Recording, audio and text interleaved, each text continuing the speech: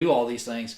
If you really want to have a great day and see what that's like, believe in, the stuff we talk about. If you believe in failure is not an option, and the next call is the worst call of your career, the defining moment of what your 30 years is going to be like, imagine what that day will be. How awesome that day will be. Yeah, 100%. People want to know how to get there, how to get the mentality going, but they never want to start trying that first. You get what I'm saying? They want to do that part last when that part's what's got to be first. So, All right, well, here we are.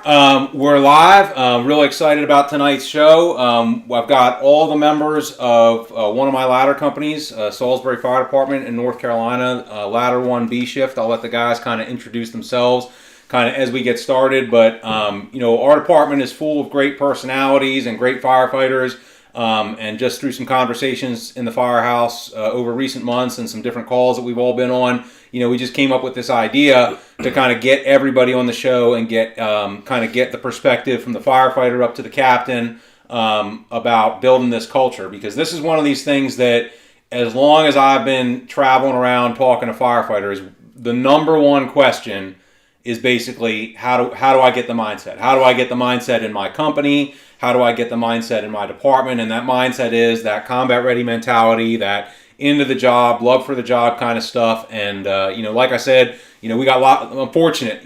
We have lots of great guys on our department, and these guys are representative of them. But this is a group of people that embody that mentality every day and that are truly into the job. And so I thought it'd be interested for everybody here to hear from some people other than me. And just kind of hear about what you guys do and why and how you do it. So, Burges, you want to get started? Yeah, I'm Kevin Burges. I'm the captain. I've been at Salisbury for 13 years. I'm the captain of Truck 1 for 7. And I think when you're talking about the aggressive mindset truck company, it starts by setting standards, right? And holding your company to those standards, but holding yourself to them more than you hold other people to them. I think that you need to be trying to be the best, but being humble enough to know that you're not. And every day is an opportunity to get better, to work toward that goal of being the best truck company in the country, right? Whether you're using calls, training for that, and it really doesn't matter also who that comes from. Mm-hmm. Yeah, I think having the cohesion between us three every single day from 8 a.m. to 8 a.m. the next morning. I trust you, you trust Jake, and it's all around.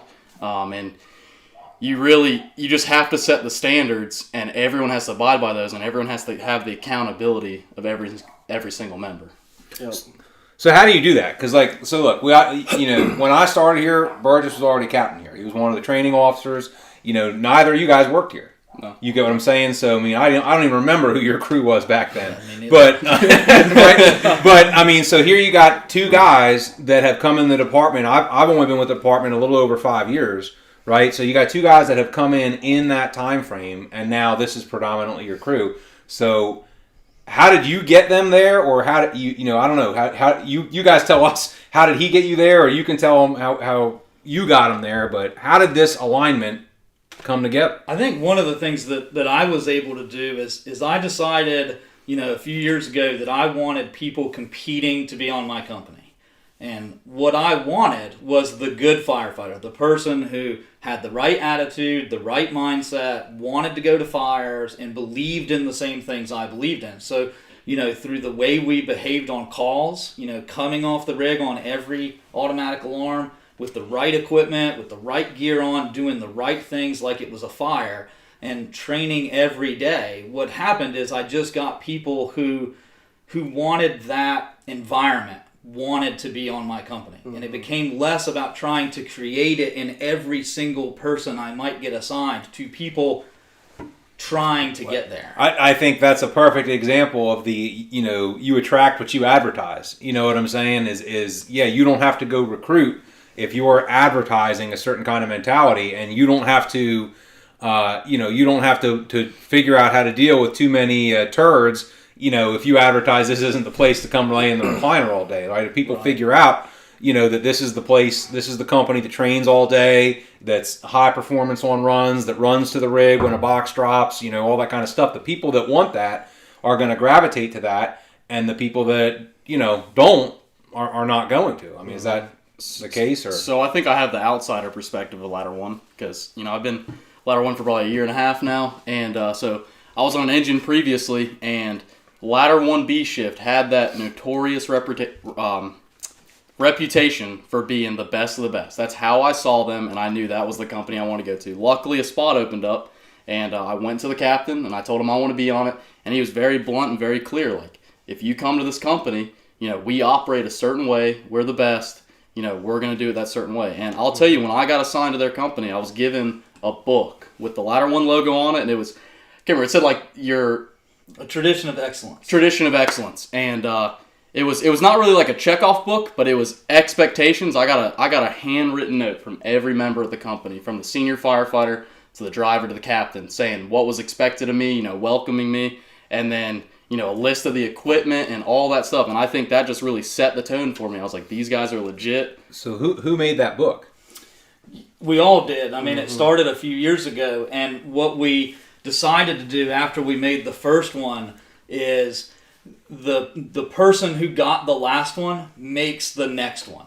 So essentially, it's not the same book every time. It's not the same book, but we all have a piece in it. So we'll all have our own portion, from the captain to the senior fireman. So essentially, Lambis will make the next book for the next Irons firefighter of Ladder 1. That's awesome. So it becomes like a little piece of organizational history, really. Yeah. I'll tell you one thing that stuck out to me was like Jake put in there in his handwritten note. He said, "You know me more than anyone. I joke around. Like me and Jake were friends before I went to the company." But he said there and specifically, "You know me more than anyone. I joke around and everything." He's like, "But when the tones drop, we are serious, and we're here to do a job, and we're here to do it for them." And I think I remember that in my head because it set the tone for what I was getting into. And I think the thing that he said about the outside perspective is what I was alluding to earlier. Is that you want everyone else to think you're the best, but within the company, you guys would agree that we are nonstop trying to get better. Like, we know that we're not, but we want people to view us that way. We want to work hard. We want to be known for being good at our jobs, and we want to go out there and win. Well, I think that there's nothing wrong with that. Some people would look at that and say, "Oh, you should have more humility." And I think you guys do have a lot of humility, but like, we're talking about a life and death business. Like, I'm telling you, like, you should want to be the best, right? And if you don't think you're the best, well, why not? And what are you doing about it? Like, I mean, we are the 10th to 15th best ladder company in the country, and we're comfortable with that. I mean, it wouldn't compute. So no. I think you're saying it right. Is that you gotta, it's got to be like the Vince Lombardi quote. It's the chase of perfection, knowing that you'll never be perfect, but while you're chasing perfection, hopefully you'll get excellent. Yeah, I think there's several times too. Like we'll be doing mask up drills in the bay or something. We just get like a 10-second mask up, and we're like, "Man, we got to get that better." And everyone's like, "What are you talking about? That's 10 seconds." I'm like, "Well, how do I get to 8?" Mm-hmm. I'm trying to figure a way how I can get to 8. How can I be a couple seconds quicker? We really just never settle at that's good enough.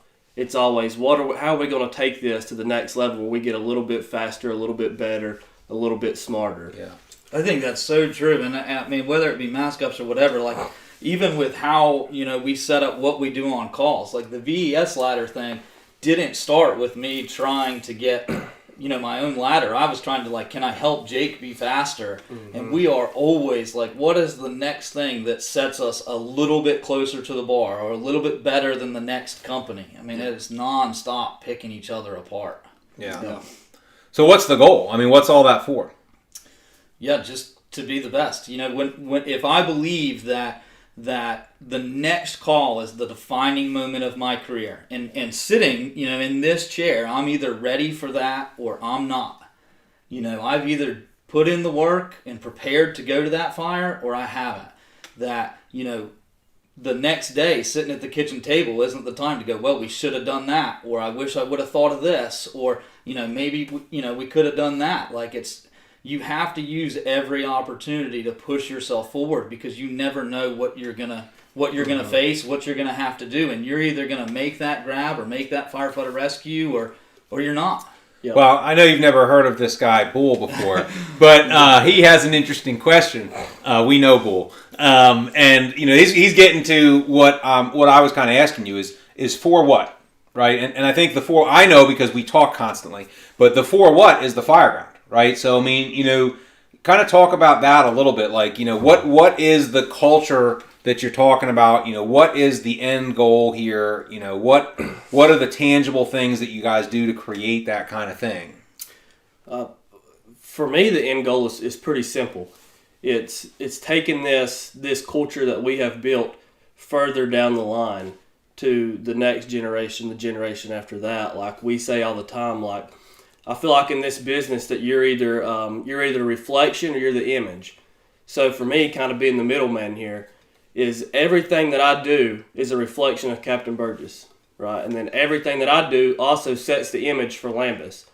So being this combat ready and failure is not an option, if we keep this going, then eventually it's going to keep going on down the line with our firefighters one day and their firefighters one day, and that just gets this culture, it's kind of setting the next generation up like the past generation is set up for us.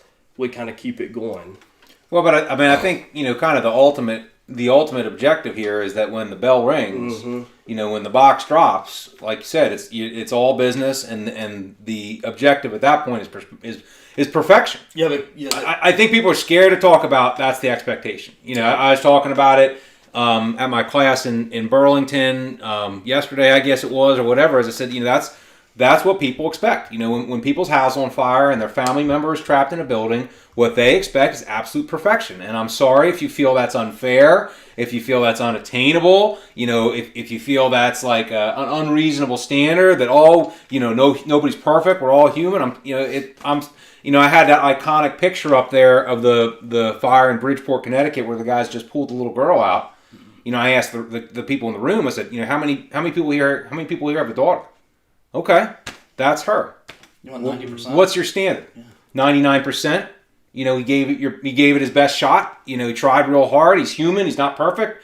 I think we all know what the answer to that kind of thing is. So, is that the motivation, the fireground performance? Or? 100%. Yeah. We want to, we know, especially as a truck company, our job is to pull people out of house fires. And when we fail, believing in failure is not an option, or the idea that you have to be perfect. If we fail, the consequence for that is death. Yep. And a lot of times that's not going to be you, right? And so that can be tough to swallow, and that is the motivation for me. And I would agree with what Jake said, that I talk about it all the time. As you build this mindset or this culture in firefighters, imagine what they will be like when they're battalion chiefs, when they're fire chiefs. Yeah, well, and I think we've talked about it a lot on some shows and stuff lately. You guys have had a bunch of tough fires over the past year or so, and a bunch involving civilian rescues, and I won't go into the details of it, but one of them was very tragic, involving a couple of kids, and we were all on that fire. It's a very tough fire to go to at Christmas time, and the outcome was not what any of us would want, but I think we have all, we all made it through that, and having been through fires that went the other way, I know the way that I got through that, or the way I think about it is, I look at what our department did that night, and you look at it and you say, what could we have done different? And I can't find anything. You know what I mean? Not to say there's not a little bit of this or a little bit of that, but I've been on fires. I talk about it in the Combat Ready program all the time, that I tell people about from years ago, where there were glaring omissions. Just fundamental failures that contributed to civilian deaths, and that's very hard to deal with the next day. But how do you guys feel about that? Yeah, I think the biggest thing with that is the time to figure out what we're going to do is not when the tone's dropped. And I wouldn't say we're robotic in what we do, because we're easy to tell from our experience. That's the word. So, I just think it's like an orchestra, though, when we pull up to these fires, from our training and experience and the mindset we've instilled in every single one of us from the bottom up. When you get on these fires, it's not the time for me to ask Cap, what do we do? What tools should I bring? I think that's a very huge point there. Is we talk about all the time, whenever we train every day, we train that we're getting ready to go through the nastiest push of our life and the nastiest firefight we've ever been a part of. Because that's what we're expecting our next call to be, So we hold ourselves to that standard, that we're ready right now, sitting here doing this podcast, that if this house beside you goes off, it's the nastiest thing ever. We're going up there, we're going to do our job, and it's going to be like that. And I think that's such a basic thing that so many people miss. And you were saying it just as we started the show, it is not rocket science. Like, all you've got to do is show up to the firehouse thinking you're going to go to a fire and expecting that that's going to be the worst fire you're ever going to go to in your life, and then expecting that start doing the things now to be successful for that and continue those when the bell rings. But so many people are like, I think they're just waiting for a sure thing. Like they're waiting like for the bay door to open. They want to see the column of the smoke. Okay, guys, we know it's a fire. They want a cop or the chief on scene saying, yeah, there's somebody trapped inside, and then we'll do everything. They want like the guarantee, because if I don't have the guarantee, then like I'm probably going to waste some effort. I might do too many unnecessary things here. You know, I don't know. Is that how? I mean, you guys talk to other people. Is that what other people think? Or I think it starts at the start of our day. I think it's really easy when you don't go to a fire for a month or two or something. Like it's really easy to almost get complacent. You're like, I'm not going to a fire today. It's been a month since we've three been to a fire. But is that going to stop me from checking off my air pack and being good at it? Is that going to stop me from in the morning helping Jake, check his chainsaw off to make sure he's going to be able to vent the roof later? It's like, it's always, always, always having it in your mind that you're going to a fire. I was saying that. Oh, we haven't had any fires in a while. I was saying that on Friday morning. I missed a fire Friday night. I missed a fire on Sunday morning, one of which you caught. I mean, so 100%. It's always around the corner mentality. But, so a couple of good questions kind of coming in here, and a couple people have asked this. But Tyler phrased this really well, and it's a question we get all the time: is how do you affect this change? Or how do you build this mindset, particularly in the older culture? And I'll kind of give you from my experience is that I've been in the fire department 30 years, and only 5 of it has been here in Salisbury. And so I had a little bit of a relationship with Salisbury before I worked here. The fire chief had hired me a couple times to come teach some classes, so I already knew about the organization. I'd been around it for maybe 10 or so years. But when I started working here on day one, I don't know exactly what percentage I would assign it, but it was already fairly squared away, right? And you've been here longer than I have, so maybe you can speak to some of that fine tuning. But I think one of the questions, when you're dealing with this, like, well, how as a younger guy do you change things, or how as any person do you change things? I think the first thing you've got to assess is like, well, what's the gap, right? I mean, are we trying to go from 0 to 100 here, or are we already at 90 and we're just trying to close the 10%? So what are your thoughts on that? Yeah, I mean, it can be very tough. I mean, obviously, we all have things we can and can't control, right? So, Tyler, I mean, that what you can control is how you set your gear up on the truck every day, and the way that you think about the day for the calls you're getting ready to go on. And I would say we were squared away, but we weren't necessarily in that combat-ready mindset. And there is a bell curve or whatever you want to, like, you have to climb the hill first, and then you'll see it plateau. And then once you get over that, you'll see the floodgates open with the way that people will behave. And I really believe it starts with one guy. I think one person can change the mindset. And I know Lambis is going to talk about this, but if one person starts doing the right things, it's really hard. Captain, chief, engineer, whoever, to sit in a recliner and watch somebody do the right thing over and over and be like, oh, they're just a brown noser, or they're just here to do whatever. Eventually, you will, kind of pass over that bell curve, and people will either get on board or will be left way behind. Yeah. I think you have to not worry as much about getting the flack, because you will. When you come in there and they're going to think you're the bull in the china shop, younger guy trying to be the best, blah, blah, blah, you're going to get the slack from the older guys that have been there, and they're trying to come in and just bide their time, right?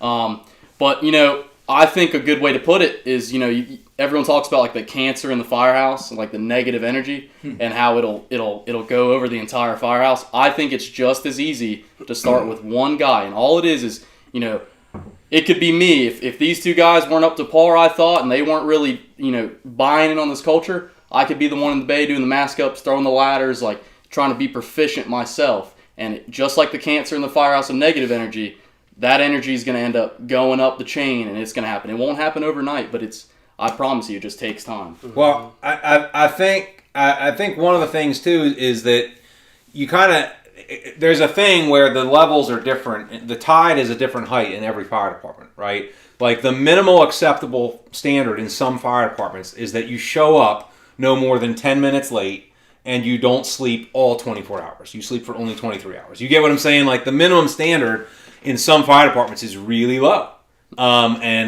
So that's the biggest hill to climb there. You know what I'm saying? The standard, the floor level expectation, I think, in our department and in others I'm familiar with is pretty high. Mm-hmm. You know, I would definitely, I'm very proud of our department, and I would certainly go out on a limb and say that, you know, our biggest slug would be somebody else's biggest rock star, and I don't have anybody in particular in mind. Sure. But you know what I'm saying? I mean, I say that with pride, you know, because I mean, there's always a variety of people in the department. But you know, one of Taylor was just kind of asking there too. I think is a tough thing, and this is a fairly young crowd.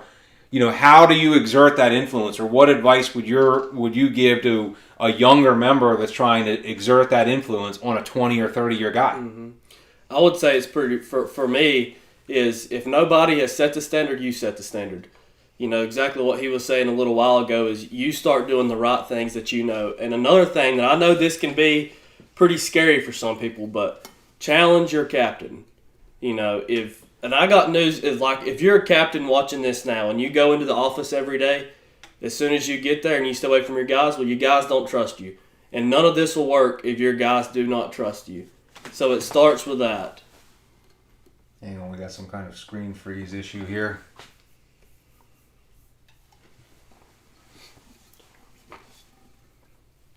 Talk.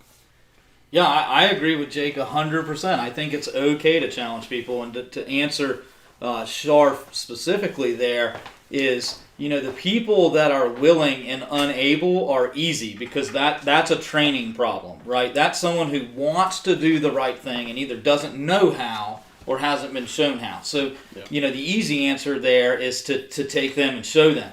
The hardest person is the person who could do it and chooses not to, right? And I would say, you know, rising tides lift all boats, right? And that it can be hard to be on an island. It can be hard to be the only person coming off with gloves on. But look, we all know what the right things to do are. And it becomes very hard as a supervisor to tell people, like, there are days where I don't want to do anything in the firehouse, right? We all have that. And Lambis will come in and be like, I need to work on spotting or whatever. And I'll be like, oh my God, dude, this guy every day with let's drive around in the truck without air conditioning and park it all over the place. It becomes very hard to tell someone who wants the right things no. Like, even if you don't want to do it. So to answer all those things, like how a lot of people want to know, you know, they keep asking, how do you build the culture? And I think it starts with believing in the mindset.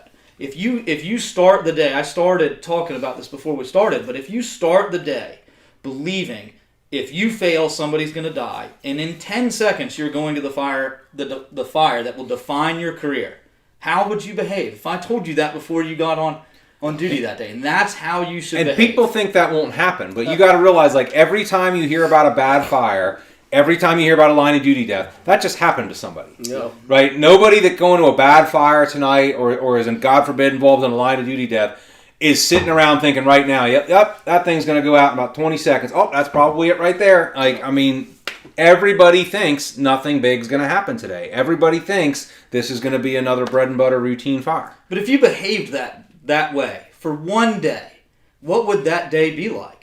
And that's what your days should be like. And I'm not saying that we don't have fun. I 100% believe the day should be fun. But I think Jake said it earlier.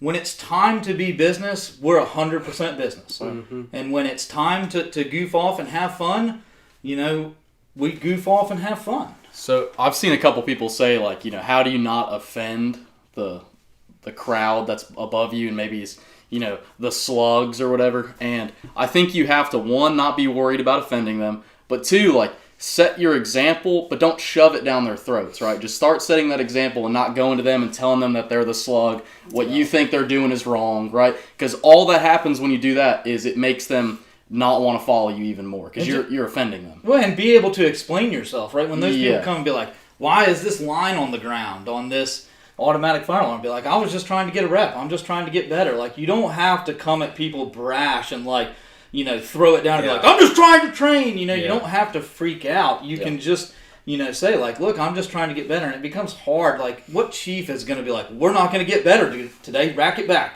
Yeah. Well, you know? Yeah. So Jerry's got a good question here. I guess, well, I know where you guys work, but I suppose we ought to take a minute and kind of maybe, you know, you're the captain. You want to kind of describe the firehouse, the district, all that kind of stuff? Yeah, we're Ladder Company 1. We're actually in a 2-piece house. There's an engine there. We're housed in headquarters, So I know you guys like that. Yeah, so maximum security prison. The wardens are there, So our battalion chief is housed with us.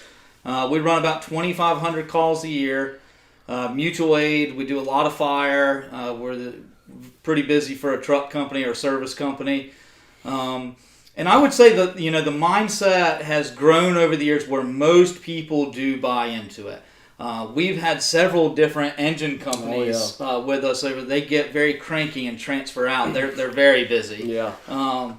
And, they just kind of get on board. Like, it's hard to watch another company train, and I don't want to say they're training because we train. They train because they have the same mindset we do. Mm-hmm. But if they were out there stretching line and we were sitting, in the recliners in the bay, we'd be like, oh man, look at those guys are getting it. We're just doing nothing. My observation is the house is very cohesive. Is the engine and truck function very much as a unit, and the there's different personalities on the different companies, but everybody there likes to be busy. I mean, like you said, the engine's probably twice as busy as the truck. Yeah. But I think there's certain kinds of firefighters that like that tempo. You know what I mean? They like that tempo of going on runs. That firehouse is first due to a lot of the working area of the city. So, of course, that's a fun kind of place to be. This was kind of an interesting one that kind of popped up also. See what you guys think is, starting a new career department, Chris is asking about here in its first 5 years, if you're about to put up, your first truck company, I guess presumably the first dedicated truck company department has ever had, what are the must-haves for that? Is the question about what equipment should they have or policy? Well, probably less than that.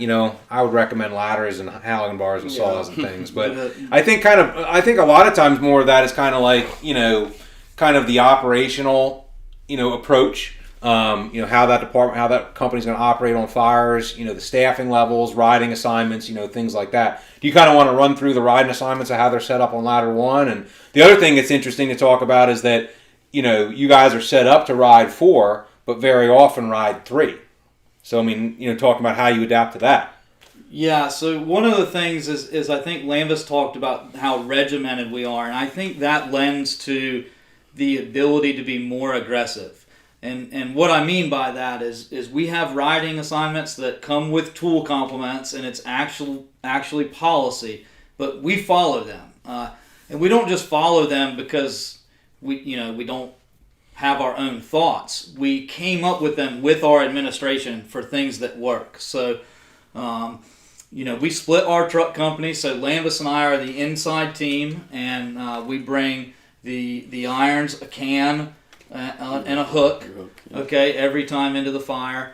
And then Jake is on the outside team. I'll let him talk about the outside team. Yeah, so pretty much I'll bring an appropriate ladder and a hook and bar, and my first goal is to handle all rescue on the outside. So I do a ton of VES in our city, which is pretty much I get to target bedrooms, and I get to get in there maybe a little earlier than these two guys do, so I can go ahead and get in those targeted locations and kind of go from there. And then we also have our second man off if we're riding 4 that day. Most of the time we're not, so I have another specialty truck coming, and their driver is going to bring the appropriate ladder, saw, and pig. So now with those tools, just with 2 people bringing off, we can address rescue and we can address ventilation, and we're pretty much ready for whichever way the fire takes us. We're prepared for it.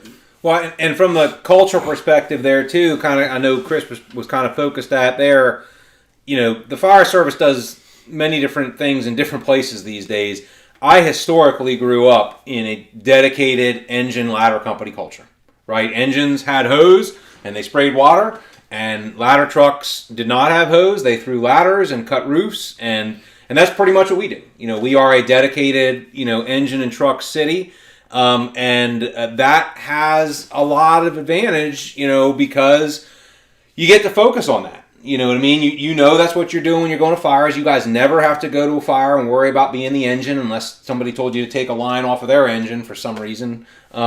But, you know, so I think that allows you to kind of focus on that culture, doesn't it? Or, I mean, what do you guys? I mean, you worked in a department previously where you want a quint, right? Yeah. I think, you know, his question is like, what is the must-haves? I think it is, like, we just went over our riding assignments. It's like, figure out what you're going to do. If your ladder, you know, in your department, if your ladder driver is going to be in charge of just bringing you there and then meeting up with whoever else and doing it, then that's what you do. But you need to figure out, like, is our ladder going in and searching for these people? Is our ladder driver going to the roof or VES and all that? I would say that's the biggest must-have. It's not the equipment. It's what are we going to do when we get to this fire? Well, and I think the riding, you know, if I was building a truck company, the first thing I would do is riding assignments. And I may not have thought that 13 years ago, but I get that all the time is, you know, they tell you what to do, where to go, and what tools to bring. And you like that? I love it. I don't want to think about anything. They tell you that if you play football, too. Yeah, 100%. You know, the quarterback can't come in and be like, you know, I think the kicker should take the ball. I brought this baseball bat. Yeah, I mean, and I love how regimented it can be, and it frees us up to think about things that actually matter. Like, where are the victims? Where are we going to enter? Is there a better way? And I don't have to make anything up. And so when the bell hits for us, you know, going back to all the things we talked about, we're ready. You know, we're as ready as we could be. We've done the training.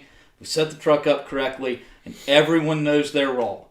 There's not a lot of conversation, and there's a lot of trust here, and that was gained through going to calls and all holding each other to that standard to let us just go do the job when the bell goes off.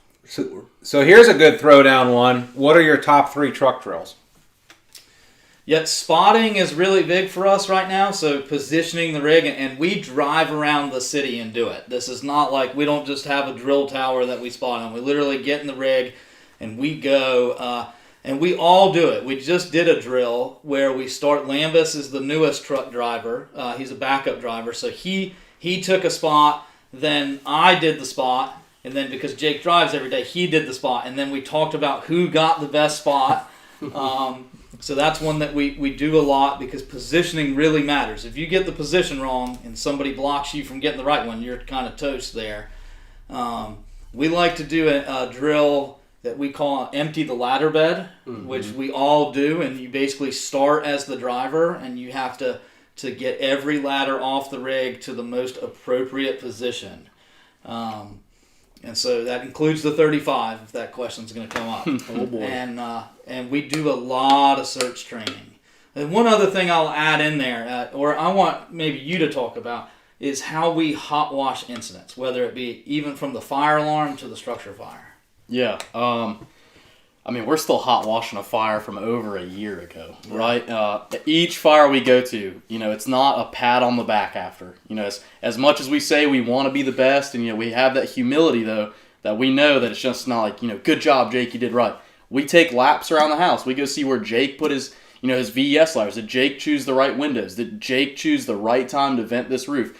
Did Cap get, you know, did he get lost in this fire? Did he know, like, what I was saying, you know, while we were in there? Did we choose, you know, the right route inside? Did I force this door correctly? All those things. And, you know, no matter what, there is a learning point in everything. I've never been to a fire with any of us where we didn't have a learning point. You know, almost all 3 of us have a learning point each fire. Even if we think we did really good, you can find something to do better to bring to the next fire. Well, and just a couple observations I have of things I think I see you guys do. I mean, you know, one thing, I mean, talk about, you know, one of you kind of talk about that, the expectation of the ladder company on the fire alarms and structure fires in terms of positioning and setup. You do it, so. Yeah, so, I mean, even on a fire alarm, in this city, we go to a lot of fire alarms. We get there and it's burning.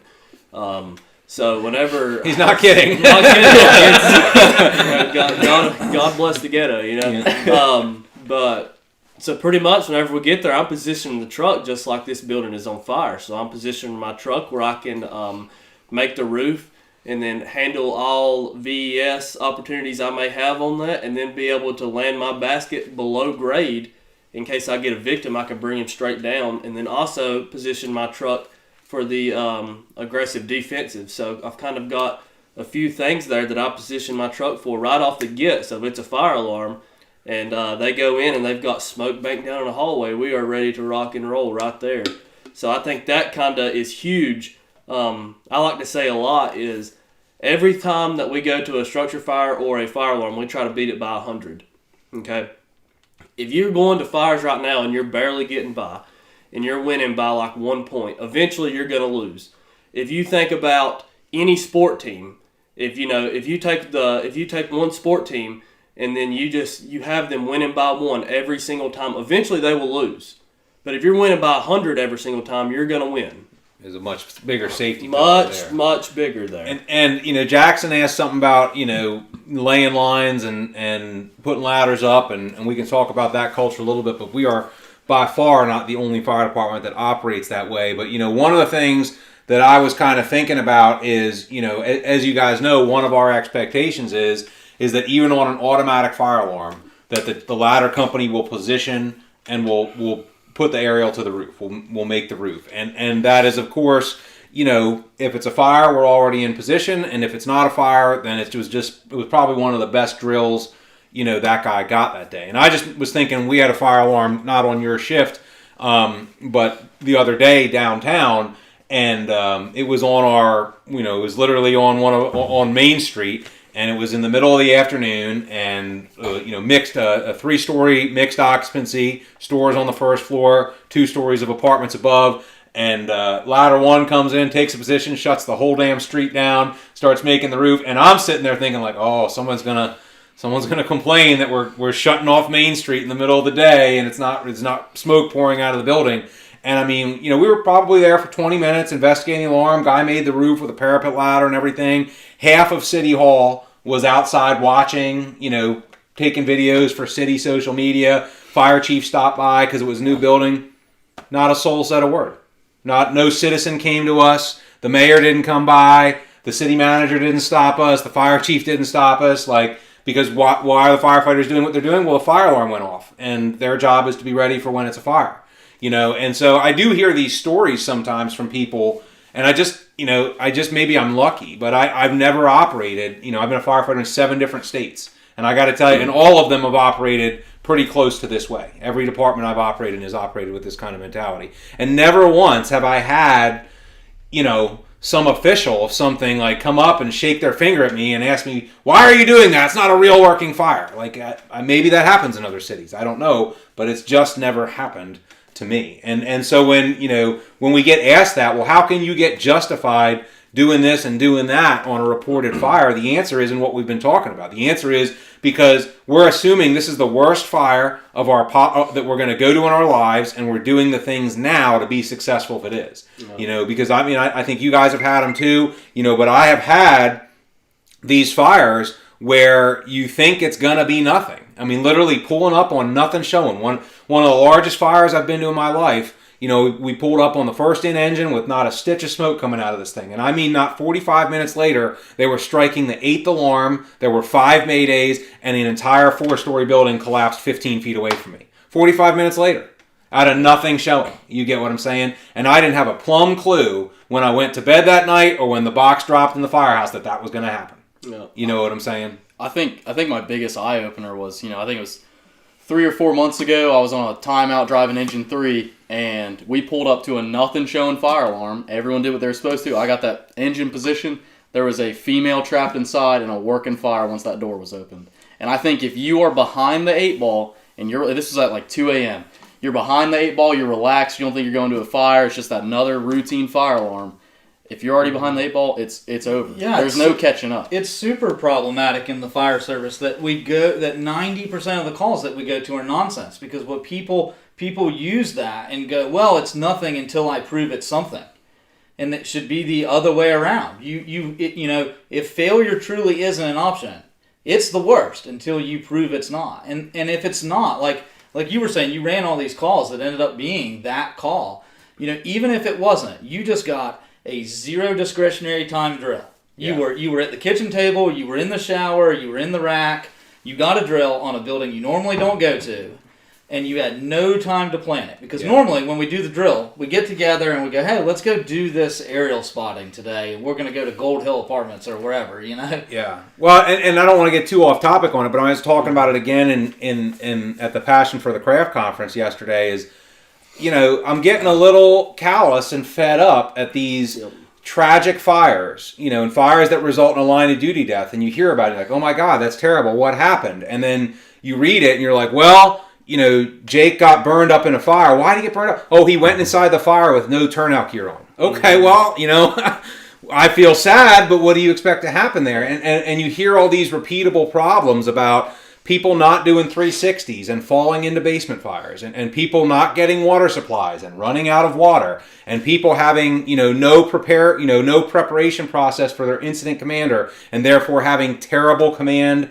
and tactics at a fire. And you're like, you know, when you're screwing all this stuff up, things that have happened over and over to other people, what did you expect to happen? Yep. Like I'm sad. I'm sad something bad happened, but I'm not surprised. Yep. You know, and it's really kind of a slap in the face to those that have died because we talk all the time about all this brotherhood stuff and pay it forward and we're gonna learn the lessons. You know what I mean? And then we don't learn the lessons. I mean, we talk about it all the time in the classes. You know, there's a handful of repeating fireground problems that you could sit around and say, you know what, between today and 1 year from now, somebody's probably going to die again from screwing up the same thing that somebody's been screwing up every year. And it's just, I don't know, if it's tradition, if it's obstinance, if it's ignorance, if it's, you know, just being a daredevil or what. But I mean, you know, that when you talk about not having that mentality, like, you know, if you're not going to a fire thinking it's going to be really bad, and then it is really bad, like what, I'm supposed to be surprised? And we seem to be the only profession that continually gets this wrong. Like, do great sport teams show up to practice and be like, look guys, this isn't a game. You know, why is everybody why are you trying so hard? This isn't the Super Bowl. Yeah, why are you trying to tackle me? Yeah. You know, like, tackle on Sundays. It's Monday. Yeah. You know, and as the mechanic come in and be like, geez, man, I sure hope I don't have to fix any cars today. I don't want to accidentally fix one. Like, we're the only profession that seems to think that it's okay to sit around all day, do no firefighting stuff, or do it half-ass until it's actually a problem. Yeah. Well, what he said is 100% true. He said, how do you justify that? And it is sad that that is a real thing around the country. Like, I don't understand when we're going to wake up. Because we see all the time, you read these news articles about this bad fire, and the fire chief's on there saying, well, we did all we could do. Well, did you? You know, if we're having to justify laying lines on false alarms, that goes to, did you do all you could do? Or did you just show up one night and say, well, I'm going to throw a couple guys at it, and what happens, happens. Quite frankly, there's a lot of people out there that are just trying to do as little work as they have to. That's right. Until they have to. Well, they want it. They want to be assured that I assure you, this is a working fire with kids trapped. Now will you do the firefighting things? Okay, since you twisted my arm, you know, but if you can't give them that guarantee, let me just get up in there and see what I got. Let's just go check it out. Yeah, you know? and I always think, like, we get the question all the time, like, it'll be like, well, I'm a volunteer, like, how do you get that? Like, you have to be more. Exactly. I get on the truck every third day and get to do this. I get 100%. My own fire truck with my own people and my own stuff. Yeah. And when you're running from home, like, you better be more squared away. Because I was able to go You're facing the same fire. The fire doesn't care. And I don't know when we were going to hit this, but I think it's important, like, people ask me from the captain perspective all the time. The fire does not care what department you're at, how prepared you are, what rank you are. Like, the fire doesn't go, oh my God, the captain is here, I'll chill out now. Like, and Lambis will talk about this. I tell him all the time, like, when we go in there, we're equals. You know, unless I say bail out the window, you know, we're both in there to do a search. We're just firefighters looking for people. You know, we'll do the hot wash and the captain firefighter thing later, or the firefighter to captain thing later. But, you know, I mean, the fires don't care. So if you're looking to change culture, it's about doing the right things. So, I mean, Steven's asking here kind of, what is the relationship? Because you run with multiple engine companies, right? You run out with Engine 1 a lot, but, I mean, you're going with several other engines very frequently. So what is that pre-fire conversation or planning, you know, so that, you know, there's a synergy there between the engine getting a water supply and getting a position and the truck getting a position on the building. So What do you do to make that work? What I do is I have a conversation. If I get a new engine driver somewhere within the city, I'll have a conversation with them. And I think it is so key for the ladder drivers and your engine drivers to be so in tune where they cannot at 3 a.m. mess it up. You know, the engine gets the fire, I get the building. And I think that's pretty much just what I tell them when they know. Like if you're either pulling past or you're stopping short. You give me the building, and I'll give you the fire. Yeah, I mean, it's pretty simple. We'll tell them all the time, like, we're not going to park in front of your hydrant. Don't park in front of our building. Don't park in front of our ladder tunnel, and we won't park in front of your cross lay. Yeah. The reality there is we are so disciplined and regimented and we do this on so many calls that, like, I can't even remember or maybe even imagine an engine being where I wanted to park. Mm-hmm. We actually train our engine drivers. One of the questions on the test they have to take is, what is the primary thought when positioning the engine? And the answer is, don't park where the truck would park. I think, someone asked, what's your top 3 truck drills? I think part of my top 3 truck drills is getting a reported fire alarm on shift, because I know every time we go, I count that as a drill. Which you're going to run every day. I mean, the next day ladder one doesn't have a fire alarm. Just let me know. You get 5 to 10 of those drills maybe a day. And to be fair, like, people ask all the time, like, how do you do what you do to these people's... But first of all, the real answer is they have no idea what you're doing. As far as they know, the building's on fire. Like, we're deploying our rope bag in big box structures on fire alarms all the time. They have no idea what we're doing. Mm-mm. I don't know what they're doing. I don't sell the stuff at Walmart. I just do the firefighting stuff. So I don't bother. I don't check anybody out while I'm there. I don't run the cash register. Yeah. I just do them, and nobody says anything. In fact, most of the time, they're, if they do ask, you say, "Oh, we just ran a drill while we were here." And most of the time, if you really tell them, they're super impressed. Yeah. Most of the time, they're super grateful and impressed. Like, wow, you really thought. They're running out trying to tell you, "No, I just burnt my cookies." And they're, because they think they're doing you a favor by telling you to stop. Mm-hmm. And then when you explain to them what you're doing, they're like, "Oh wow, you guys are rock stars." They're super appreciative. That goes back to just the little stuff like that. You're either preparing to win or you're getting ready to fail. Yeah. You pick whichever one you want to do. Well, but that's what it is. And so we talk about that top 3 drill things. One of the things I wanted to say earlier, one of the things I've always been impressed with, and I know a lot of our firehouses do it, is that not only, integrating drills into, the calls throughout the day, because you're running with that it's a fire mentality. But I mean, I see the guys out there, both the engine and the truck, a lot of times during morning checks, all of a sudden it's not morning checks, it's like a mini structure fire drill. Yep. I mean, you want to talk kind of about that at all, or?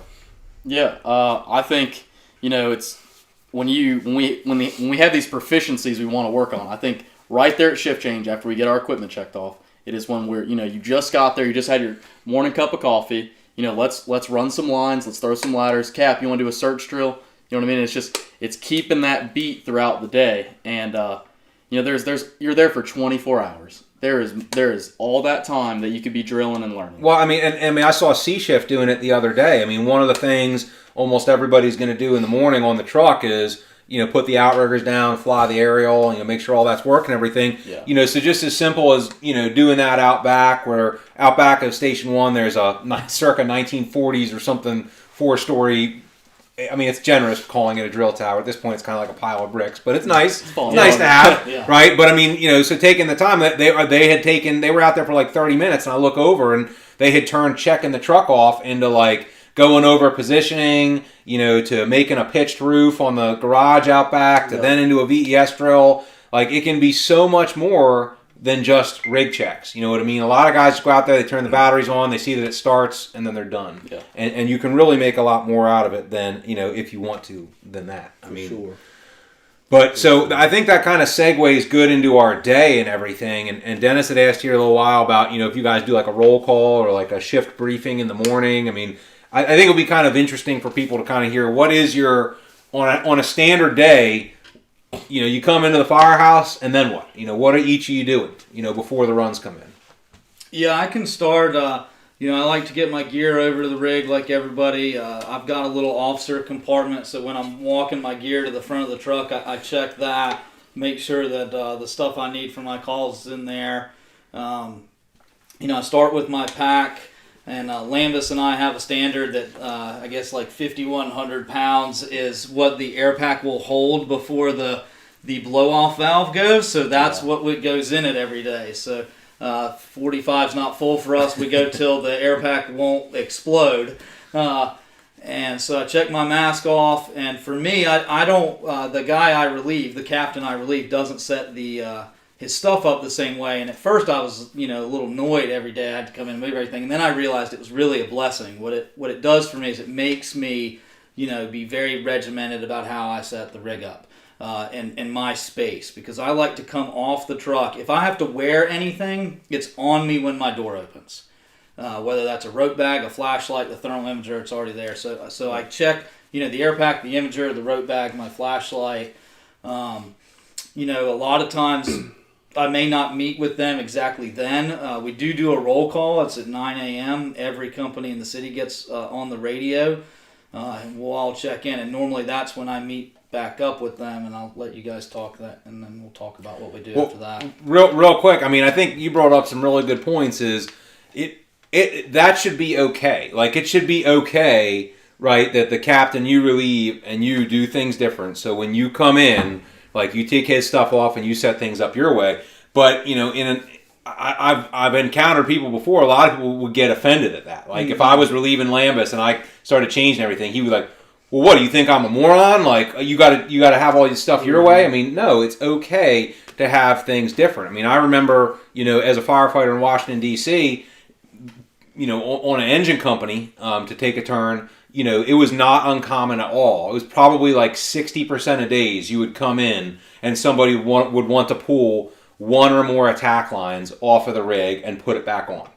Because it was a little sloppy or it had bounced up and down the road too many times the day before. And that's okay. That's not a shot at the guy before, right? That's taking ownership of your position for the day and having pride that your stuff is just so, you got your workflow down, and that's what makes you effective. And it's not a you versus them, it's just you. You know what I'm saying? Yeah, my personal workflow is a little different. And like I said, I like to, when I open the door, I'll go to my captain's compartment and get my hook to do my 360 and meet Lambis. But, I like to have everything on, from the air pack turned on, the imager turned on, the flashlight on, everything ready to go. So when I pop that door, if mom is grabbing me saying my kid's in that window, like, me and Lambis are 10 seconds away from being in that room. So, it's just a workflow thing for me. Yeah. Yeah. Talk about getting my equipment together. Same thing. I bring my gear to the truck. We have little briefings between who you're relieving. So let me know how many calls you ran, if equipment's broken, all that. My biggest thing is when I came to Ladder 1B shift, Captain Burges told me he wants my hands to be on every single piece of equipment there. Now, I take my priority steps, right? Like, the medical bag does not get checked before the chainsaws and the fans and my irons, right? I just think it's very important when I'm checking off my equipment. Like, it's not, yep, it's there. My portable fan is there. Are my batteries good? Does it run? All that. And it's setting our gear up. I think setting my gear up on the rig for success. I get dressed fully in the back of the truck. So I make sure all my stuff every morning is there. I know I'm going to put my box light on. Is it fully charged? My irons, everything. And it's workflow. You got to have I'm a regimented person. My workflow better be the exact same each time. And so it starts at that very start of the morning. Well, I think it's got to be. When you have a house fire 3 blocks from the firehouse, like, today isn't the day like, I put my gloves on the left side instead of the right side. Like, consistency is key when speed matters. And, I think another important thing that you kind of hit on there, too, is like, checking things versus visually verifying things that are there. There are a lot of people that their morning check is they walk around the firehouse and they're like, yep, that is a ladder truck. It's here. Nobody took it. And same thing. Like, they open the doors and like, yep, I saw the saws. That's not the same thing. No. Yeah. Looking in the compartment and seeing the chainsaw is not the same thing as taking it out, running it, topping off the fluids, checking the chain tension, all that kind of stuff, right? And I think that's a critical part of just being a firefighter. So what do you have to rush to do? Like, why is it you don't have time to methodically go through this stuff? Like, if you thoroughly check everything on Ladder 1, how long does it take you? 45, 50 minutes. Yeah, 50 45 minutes, minutes. Yeah, I mean, that means that's one. I'm not great at math. What's that? That 1/24th of the day. You know what I'm saying? Like, it's not a big ask. Yeah. Yeah, and if it's the morning coffee or the breakfast you are just honing in to want, and that's keeping you from your rig check, I'll tell you what. I drink my coffee while I'm checking off the truck. Like, Yeah, it is. There is. We're all having coffee. Yeah, like we're doing this. It's your priority to make sure your truck is good. Because I'm telling you, a shift change fire in our city is not out of this world to think about. It happens pretty often. It happened yesterday. Well, and one of the things that we've done, or we've tried to do, at least from the admin level there too, is that it's my expectation, and I've communicated to everybody else that nothing is more important than rig checks. Mm-hmm. You know what I mean? Nothing is more important. Nothing goes on the calendar before 9 a.m. And the battalion's got to know, like, they have to give you time to get your stuff, because I mean, when you're on the way to the burn building for drills that day, I mean, you could catch a fire on the way. For sure. You've got to have had the time to check your equipment, check your air packs, all that kind of stuff. Yeah, I tell my guys the same thing. You guys will both admit, like I told you, the most important thing is the rig. Mm-hmm. You know what I mean? Like, we'll move who rides it, but that is the constant, right? The rig is always the constant. Yeah. So how about as the driver? Yeah, I'm pretty much very, very similar. It's very similar to the officer. The first thing I do is check off my pack, all that, make sure we're good and topped off in my thermal imager. And then go to the back. Our tools for drivers they can change throughout the shift. Some people like them one way, some like them the other. So I arrange my hook and bar first to the way I want it, so I know where it's going to be whenever I get back there. And then after I get that settled, I go over and I start really checking off the saws. And what I'm doing with the saws is I'm getting them all out. I'm running them. I'm topping them off. With my inboard and outboard saws, I'm getting my depths set for different things that I want. So I like to adjust my depth. Some people like the depths a little shallower. I like mine opened up so I can get the max cut at first, and then I know that I can adjust. Later on, I know that right now it's at the max, so if I want it lower, I just have to adjust it a little. And then I kind of go back around, hit our extrication equipment, all that good stuff. So pretty much a lot of just getting stuff in order for my workflow for the day.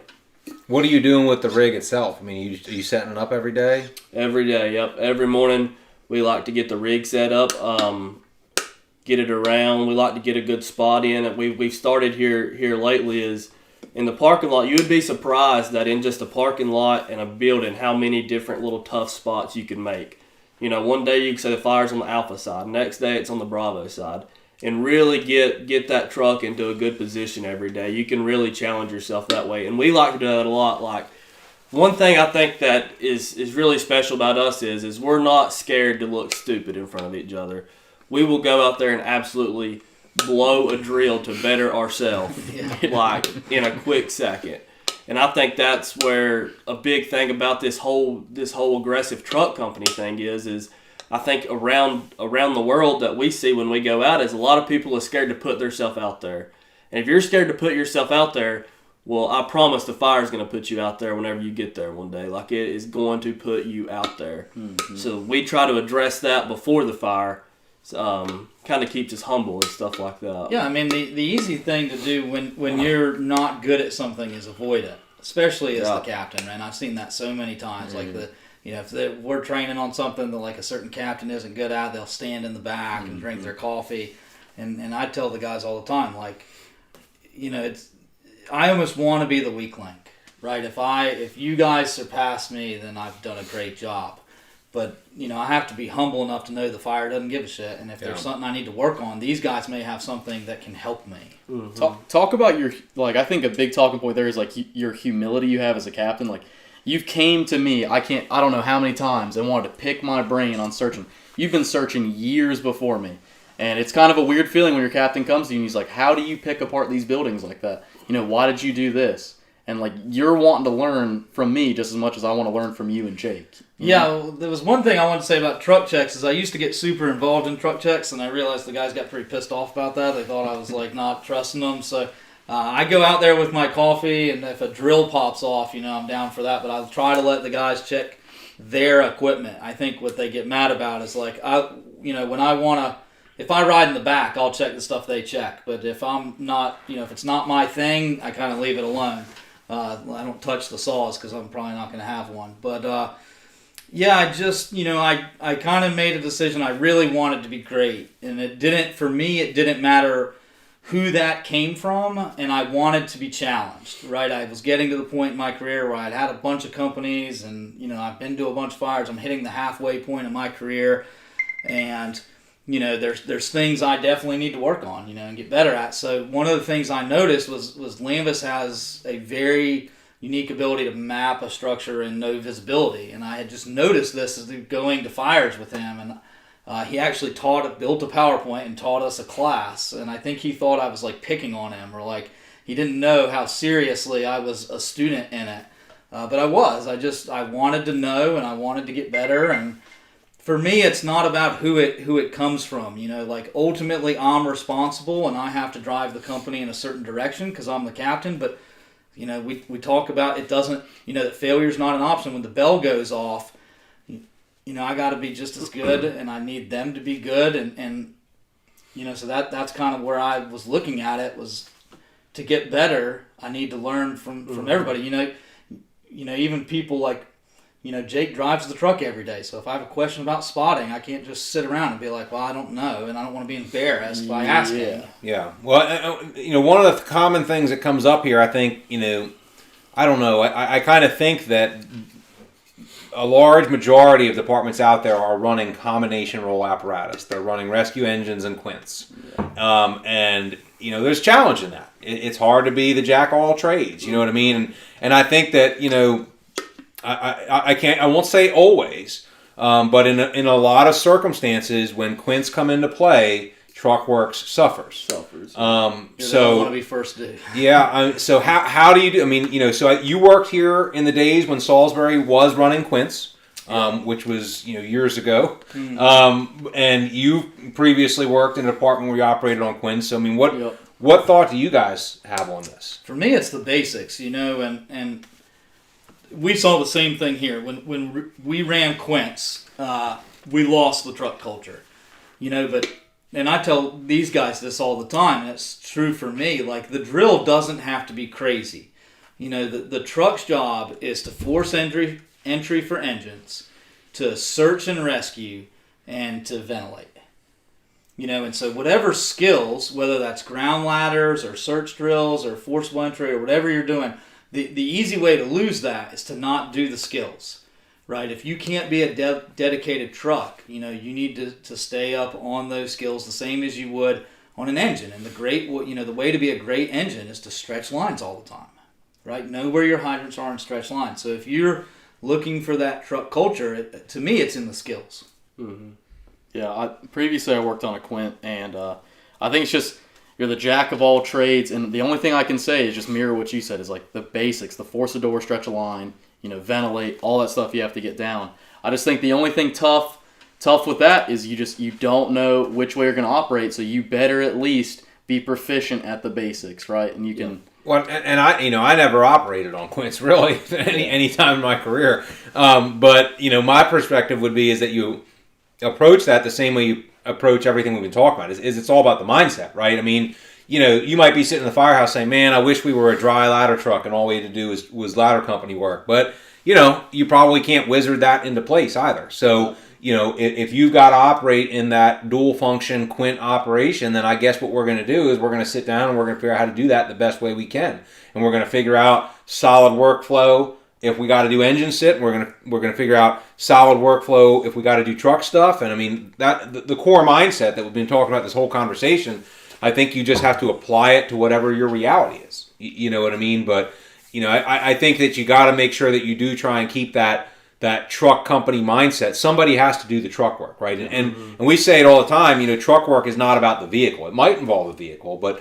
truck company operations are tasks that are done on every fireground in the country, even if there's no ladder company there. Yeah. Doing searches, forcing doors, throwing ladders, ventilating the building. Those are things that would traditionally fall in the bucket of truck company operations. And like I said, you might need an aerial device to do that, but for most of America, you don't. Nope. But those jobs got to be done. I mean, where you volunteer, I don't know, do they have ladder trucks in that county? Nope.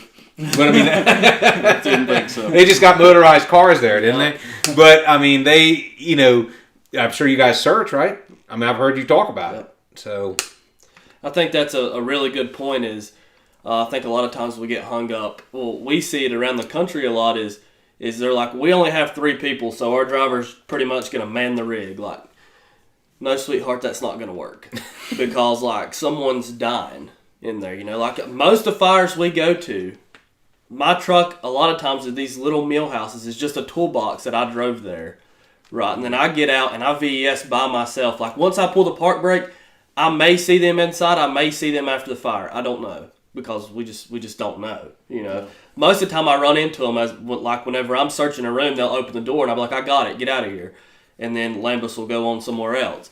But I think it's we can't just, especially in these low manpower places, you can't marry one guy to that truck. You have to learn through your training how to be aggressive by yourself, doing your VESs through your targeted searches, and be able to go and cut a vent hole and stuff like that. Because that's how I am. Most of the time, I'm by myself for at least a good 5-10 minutes. Well, I mean, that's something we talk about, you know, in both the engine and ladder company world is, you know, we don't have the staffing to leave somebody at the turntable when the aerial is in play. And most of the time, it wouldn't, honestly, in my judgment, be necessary for it to do so. That personnel is better utilized moving the incident forward somewhere else. And I mean, the same thing with the engine. Now, the engine driver has to be a little bit more tied to the fire truck because they're pumping it, you know, but I mean, the engine driver, you know, in our area especially can very easily be throwing a ladder, you know, might take the window in coordination when they get water on the fire, might be pushing some line in the front door. You know, you can't operate like a fire department that has 50 people on a fire when you have 5 people on a fire. Yep. You know what I'm saying? I mean, you got to start, you know, working smarter. You got to start finding some hacks. You know, some of the things that might be the rule of the land elsewhere might just not be something that you can do. Absolutely. Now, you got to be careful you don't push that into things that are just downright ridiculous or unsafe.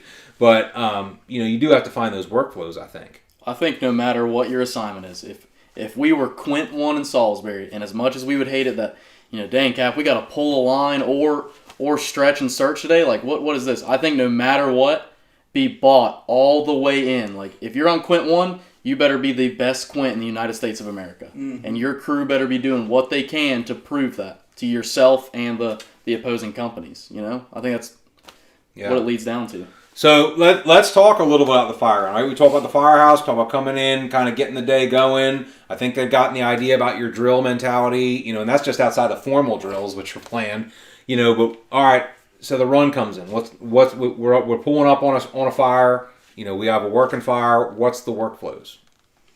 Yeah, we don't do a lot of conversation on the way to the call other than the usual, like, hype each other up, you know. I think one time I dapped Lambis up and said, "We're going to work, boys," and Jake got all offended because he didn't get his fist bump. We were driving fire trucks. It's a big tower. We're very regimented in what we'll do, so very rarely will we have a conversation because we already know the plan and what everybody's going to do. For me, you know, I come off and I'm wearing everything that I was going to wear, including my gloves. I get my 5-foot Vulcan hook, and I carry dual VES ladders, and I have to make a 360. Talk about the VES ladder in case anybody's not familiar. Yeah, VES ladders are a ladder that we broke, and we took a chop saw and cut them down to about 5-6 foot. 5-6 foot. And it's an extension ladder without the dogs, so there's actually 2 of them. They just slide apart. And I take them on my lap for 2 reasons. One is we're a 4-man truck really riding 3. I know Jake wants to VES, so I get him an extra ladder there by doing that. But my other thought is if we get there and there's only one viable space and we need it, so the VES ladder being 5 feet gets us to first-story windows that are, you know, just tall enough not to hop in. And ridiculous for a 14-foot or 16-foot ladder. So if there's one viable window, it gets me and Lambis the one room we could search. So I carry them on my lap. I place them for Jake at the place I think they're most necessary. And then I meet up with Lambis at the front door, and I'll let him talk his work through, but I mask up. And are you doing your own 360? Oh, yeah. And what if the engine's already done one? Yeah, if the engine has done one and I got incredible information on a building that when I look at it, it is exactly as they described it, I might not. but I would say 90% of the time I'm going to make my own. And the reason I want to make my own from the truck is what I'm looking for are where are the bedrooms, where's the kitchen, where's the fire, how are we going to be best suited when we enter here to formulate our search pattern to be the most effective. And I also am not just a huge enter on the Lambis, and Jake will tell you, I just don't think the alpha door is always the play. It is a lot, but I want to see, was there a better entry for the search? Yeah, well, we run a decent number of fires, too, where fire is just blowing out the front of the house, and it's not really an option right now. So, I guess you got to find the other plan B. Yeah, I like to see it myself. Lambis will talk about he doesn't get to see it, and so, I do it fast. So. Yeah, workflow for me is I'm usually looking straight. I try to get, as much as Cap's going to give his size and everything, I want to see it from my eyes. I don't want the first time I see the building is when I hop out the door, right? So, and I try to get two sides of the building. I want to see either the Bravo or the Delta side pulling up, see what I got, and tell me the depth of the structure. I'll get out. I'll tell you a workflow thing that I've just always done is when I grab my irons and open my door, I'll switch to my left hand and I pop his officer door where his hook is. And that's just something I always do while I'm slamming my door so that it doesn't slow him down. It's one thing. Grab my can. My goal always is when I'm running up, not to slow down, but I want to figure out what my conditions are and what I've got, bystander information, all that. And then my goal is to have that door forced, not only for the engine, but for my officer. I want the door forced before Captain Burges finishes 360 and gets to me. I actually want to be searching before he gets to me. I think it's just having what I got down. My equipment better be on correctly. My tools better be ready to go, and we better be. There is no, Mom, putting my glove on as we're pulling up kind of thing. Yeah, there's no time to fumble. Yeah, not at all. We're not. No turnovers. Well, that's a big thing, though. That's a lot of firefighters. What they're doing in the front yard for 45 seconds is screwing around with their gloves and chin strap, right? Yeah. So how do you get ahead of that? Drill. You've got to be putting I'm so over the excuses of people saying that they can't mask up with their gloves on. It's such bullshit. All you have to do is practice at it. And then they're like, if you want a good excuse, then go tell it to some dead kid's mom. I don't want to hear it. Tell them why you was 40 seconds slower getting in the building. I can't hit the curveball, Jake. I can't hit the curveball. And that's a rabbit hole there, the masking up with the gloves on. But, are there times when Lambis riding the irons could come off of the rig with his mask on? There are times, right? But you're driving the fire truck, right? And one of your, I swear, if I come in next day and you're masked up in the driver's seat, but you're driving the fire, and one of the first things you're going to do is try to VES. Yep.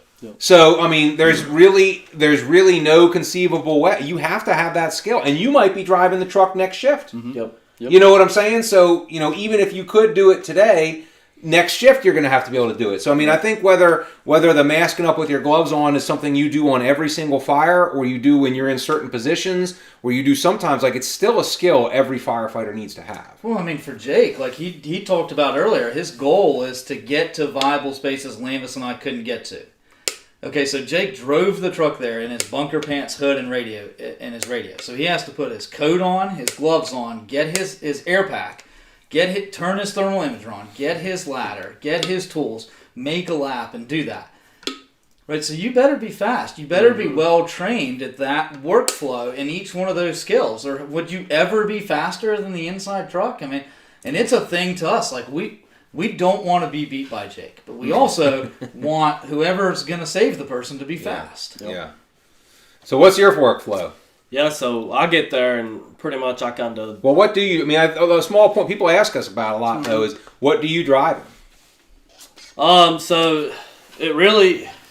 I like to drive with coat on to fires, obviously, because like we talk about all the time is we are behind the 8 ball, especially me. I am so far behind the 8 ball when we pull out that it is just... It's hard to catch up. You've got to be on it to catch up. So get there and finish getting dressed and whatnot, and then go get my appropriate ladder, hook, and bar, and get a good spot with the truck. And then I start a lap. I do a lap for myself. What my lap is doing is I'm looking for any known rescue I'm also looking for those targeted locations that I like to search. And then another thing I'm doing is I'm having to see the building construction, right? How is this house cut up? Is this house cut up? Is there knee walls in this house? How many void spaces do I know right off the get that I have that I'm going to have to deal with? Because I'm a big believer in, I think a lot of places in the country don't take knee wall fires very seriously. But if one of my guys get burned up in a knee wall fire, it's on me. I should open that up from the outside and let that stuff out.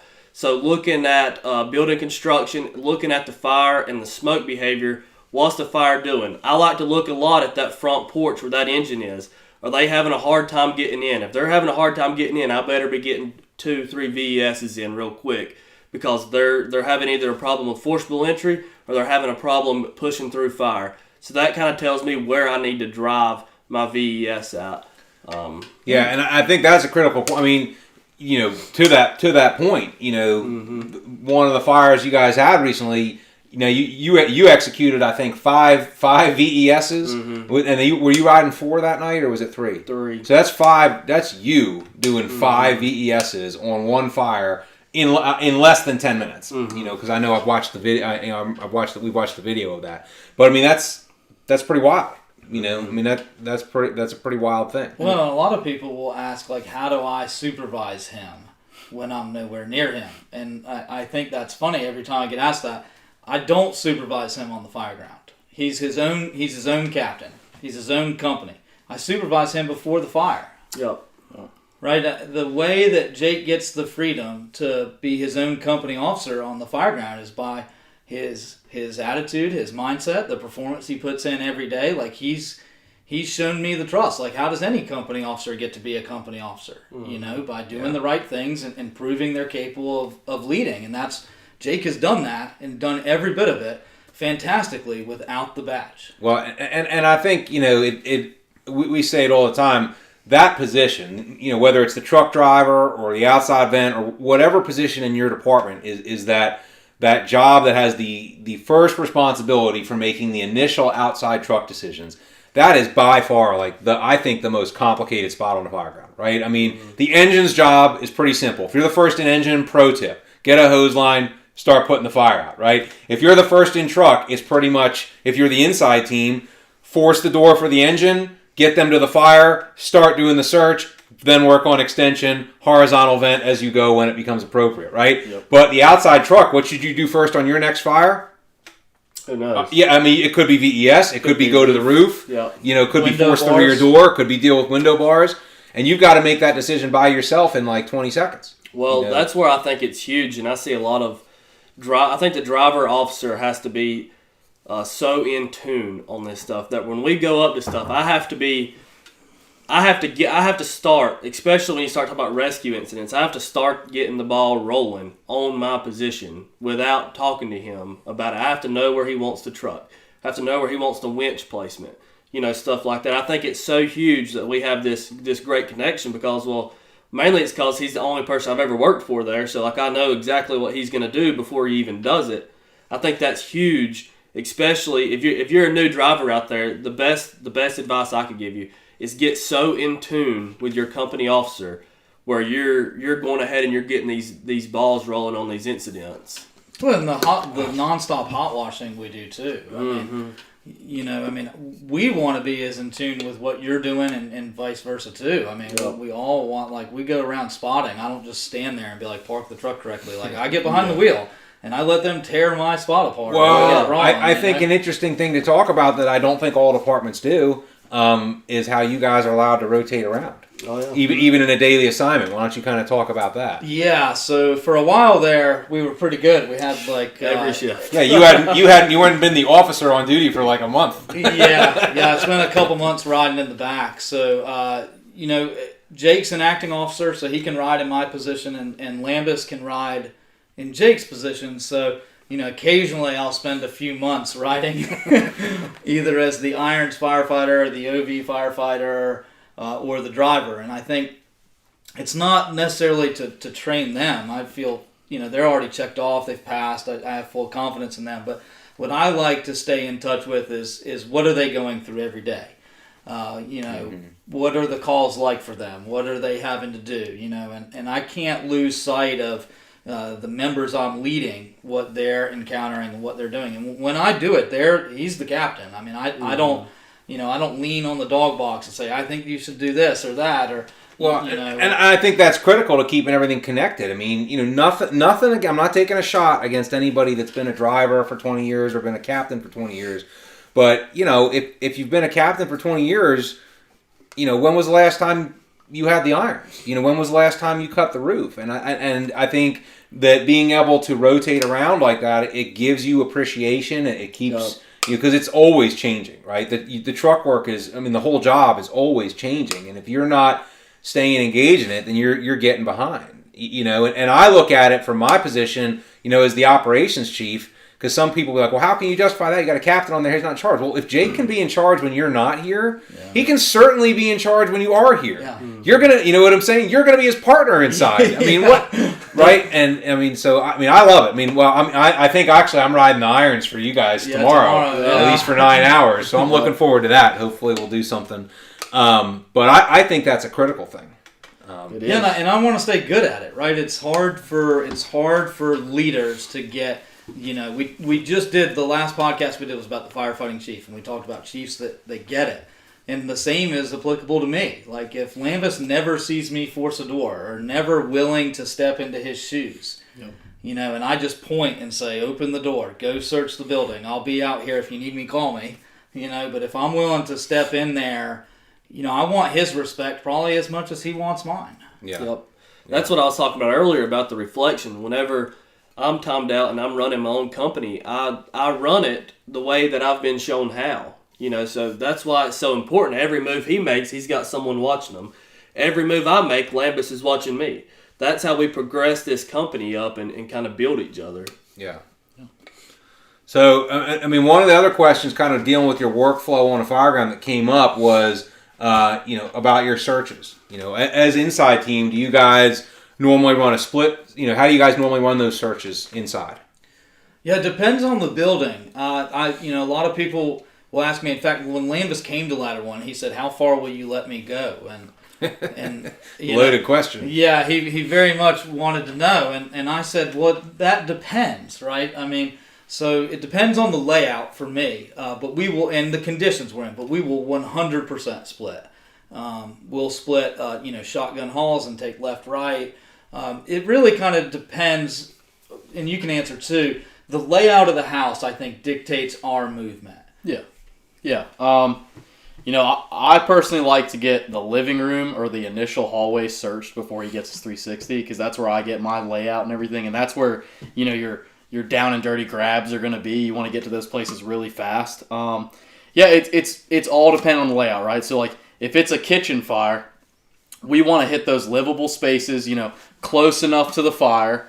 And we'll, more than anything, right? Like I'll hit a room, I'll say, "Hey Cap, in this bedroom on the right," and he'll either stay there and hook ceiling and watch for me depending on conditions, or he's in the next room. And because of our training and our drilling and know what we're doing, I know when I come out of that room, I'm going to find him in the next one. If he's in there, I'll yell to him and go to the next one. And it's that cohesion between us two, because we've searched enough fires together and trained that that's how we do it. But we definitely are okay splitting, getting away from each other. Yeah, and it kind of depends whether we're waiting on the engine or if we went to a single piece engine house district and they already have a line in there. Like if they already have a line in there and getting it, we're going to be pretty split.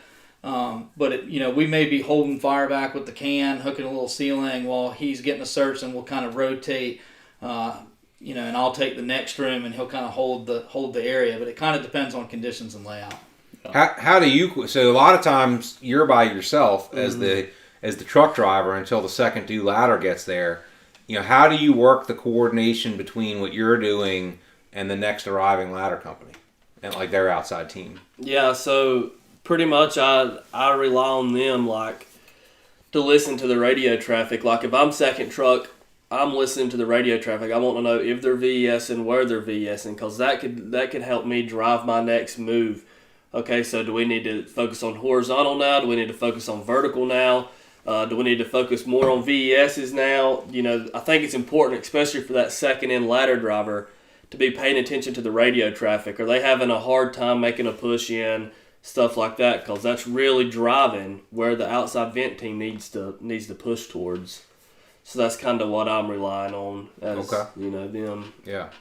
So how about after the fire, right? I mean, you guys talked a little bit about how you guys critique each other, but you run a working fire, or even if you just run an interesting reported structure fire, it turns out to be nothing.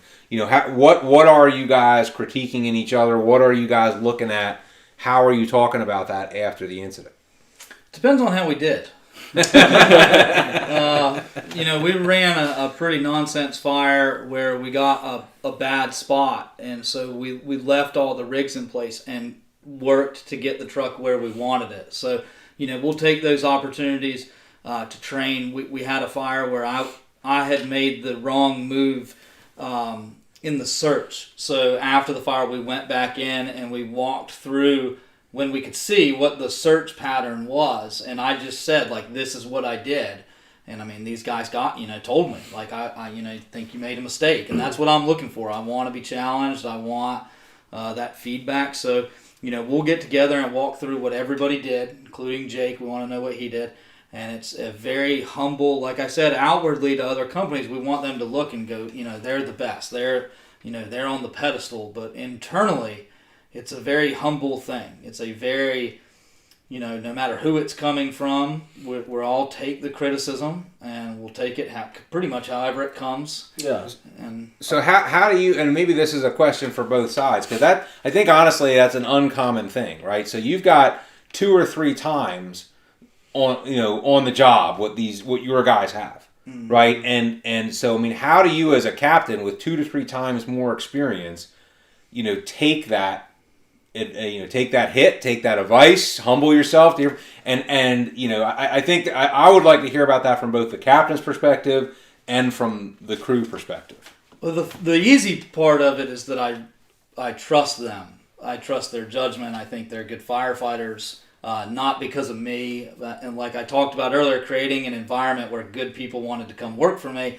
I knew that was going to be challenging also, that I was going to get the best firefighters who wanted to be there. But then the easy answer for me is I want to be really good at this. And if I want to be challenged, it doesn't really matter who that comes from. Now, maybe I would say, if there were times I didn't agree, that we would have a discussion. But if they say something and I go, man, I sure did mess that up, Well, but I think like in a lot of other places, it's a version of I'm the captain, I'm the boss. Who are you to tell me anything, rookie? Once you got 10 years on here, you can tell me something.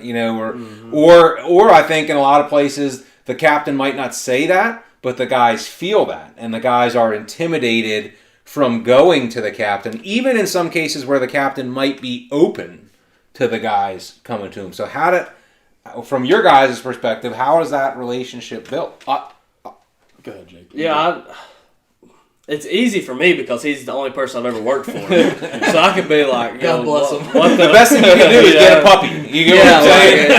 It's super easy for me, but he kind of puts himself out there to like let you know that it's okay. Like there will be times that he'll even tell you he goes to the treadmill and he runs 2 miles because he's got a 24-year-old and a 22-year-old on his truck, and he knows he'll get his ass smoked if he don't. He's gonna go run, to stay in good shape. But he really will. I think that's important. One of his best features as a company officer is he will put himself out there and let it be known. Like from your sit down is like, this is a job that will kill you or kill someone. You come to me with my problems, I'll come to you with your problems. It's kind of that day one mentality of him letting you know that you are allowed to come to me when I mess up and call me out on it.